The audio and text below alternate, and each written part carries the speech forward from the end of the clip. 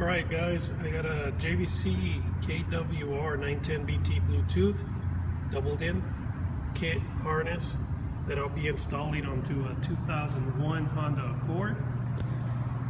If you could see that it still has the original radio there, and that's why I'm still using the kit and harness. You never want to cut the plug up and not know where the wires go and stuff like that unless you're experienced and you have the actual voltmeter to use, so you can test which one's your power and ground.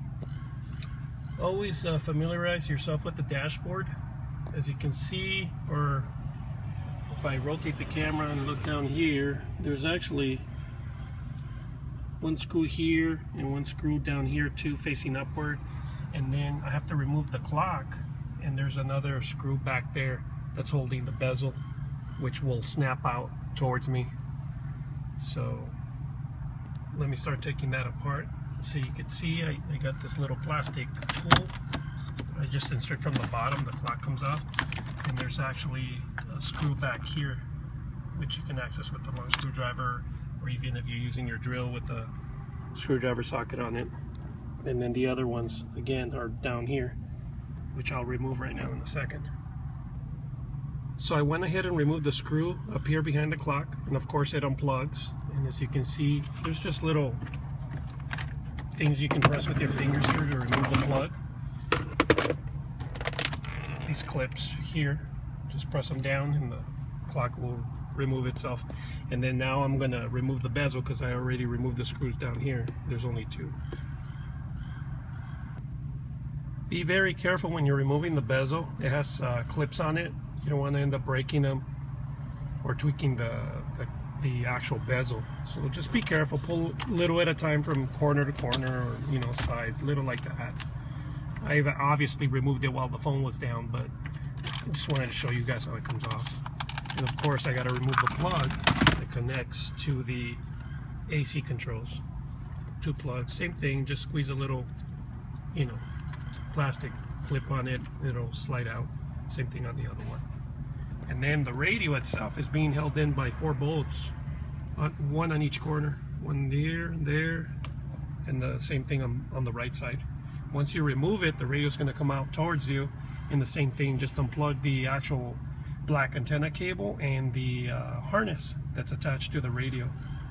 And once again, I always use the wire harnesses that you buy aftermarket to adapt it to the car. You don't want to just start hacking up the plug like a lot of shops do, and they think it's a lot easier, but actually you lose the integrity. And if you ever want to put the original radio back in there, it won't work out for you. So try investing in the extra harness that you have to buy separately, as well as a kit to properly mount the radio in there. Don't try to install the radio without it, because like I said again, it just doesn't look right. A lot of installers want to think that it's a shortcut with not using it, and then they end up hacking up the plug, maybe causing some damage to the illumination wire or leaving some bare wires back there that they don't care about. So make sure you use it. Alright, so I'll start removing the 4 screws that are holding the radio here together. Be careful. I would rather use a socket wrench on this, because these screws easily strip and then you'll have problems removing them. So if you can, use the 8mm socket on your drill or ratchet, and it'll come out a lot easier, so you won't damage the screws.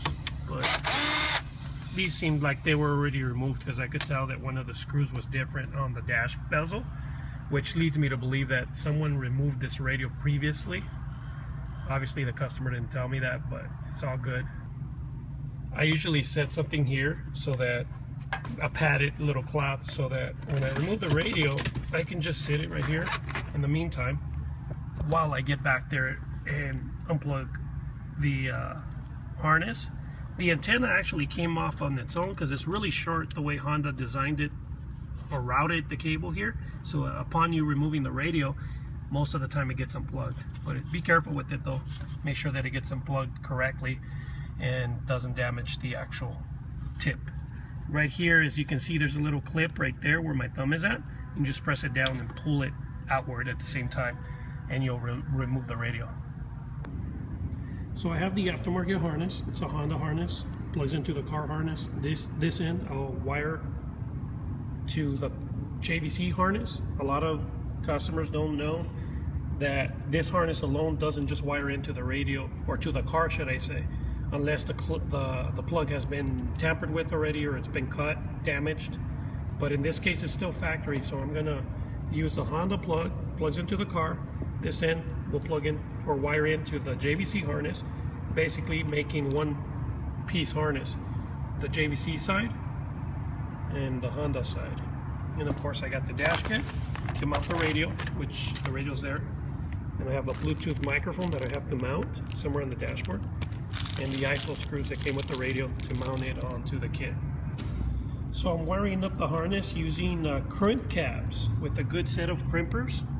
Make sure you have that. Don't try to use pliers and something else. Try to get these crimpers actually to crimp, because they have a nice little crimp tooth right there that's designed for butt connectors and crimp caps and other sort of things. But make sure you use those, secure them really well. And also one important thing is, don't leave any unused wires just hanging there and bare like this. Make sure you tape them off, you know what I mean? That way they're not back there touching metal or any parts of the body of the radio, which creates a ground and a short, and then you'll end up having problems and wondering why your lights don't work.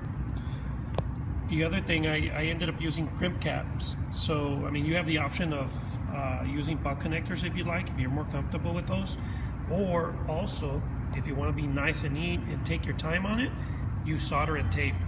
A good hand solder or soldering tool and some good electrical tape, which I use is actually 3M tape, the Super 3M.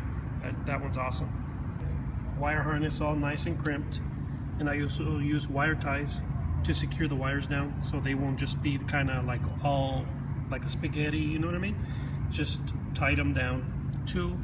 You could use another one if you like, it's up to you, but this is normally what I use and it works out for me. So I'll end up plugging this in here. This is the Honda harness that I just created, and that's the harness that plugs into the original factory radio, which contains all the speaker wires, ground, power, which from this end plugs in and receives and sends to the new radio. Pretty simple. I know it's intimidating for most people, but if you really pay attention to the wiring diagram or the schematic or anything that comes with the wire harness or the dash kit to assemble it, it's pretty simple. As long as you know that you have like the right tools, screwdriver, you know, wire cutter, strippers, whatever, it makes the job a lot easier. When you don't, obviously it intimidates you and it makes the job more difficult because you don't have the proper tools. A lot of times too, if you're going to be poking in wires here, or you're, say for example, you're going to cut this plug because you don't have the harness and you want to, you're going to have to cut it one by one, which I would recommend, and also start testing your wires with the voltmeter. Don't go there with the test light or anything like that. Get a voltmeter that'll properly tell you what wire's what. For example, you'll be able to find the wire that registers with the key, another one that's live for memory backup. You'll end up finding out the speakers if you wanted to. You can tell with the voltmeter too, because you can set it to ohms or actually continuity or something like that, and test your speakers and stuff like that. So if you notice, I'm using the Metra dash kit for this doubled-in installation. One good thing about these manuals that Metra includes is that I could easily go in here and find the year and make of the car that I'm working on and follow the page it tells me to go to, and it'll show you step by step on how to remove the dashboard, just like you see in that picture. It doesn't just show you the picture, but it shows you right there and tells you what to do. Also includes removing the clock and removing the screw, and it'll also help you assemble the dash kit. So you can't go wrong if you have the patience and you want to do it yourself. Follow the directions. But the radio's already mounted with its kit that's going to just bolt onto the dashboard. Just set the radio there. Of course, I plugged in the harness and the antenna and also a Bluetooth microphone wire, which I routed here. If you can see the microphone, I'm going to place it on top of the steering column facing the driver. And of course, the wire was really simple to get through here and then feed it upwards behind the radio and plug it in. So makes the installation pretty simple. Just have patience. That's all you gotta do. Alright, so I snapped in the dash bezel back together. Remember, the two harnesses from behind this, I made sure I plugged them in, and I stuck out the harnesses for the clock and the hazard switch to make sure they're ready. I gotta remember that there's a screw back there that I have to put in there, and then the screw back here and here. The radio dash bezel back together, radio fully operational, and the Bluetooth microphone mounted on top of the steering column. This is all coming up June 26th to June 27th at Auto Club Speedway. Check out Kevin.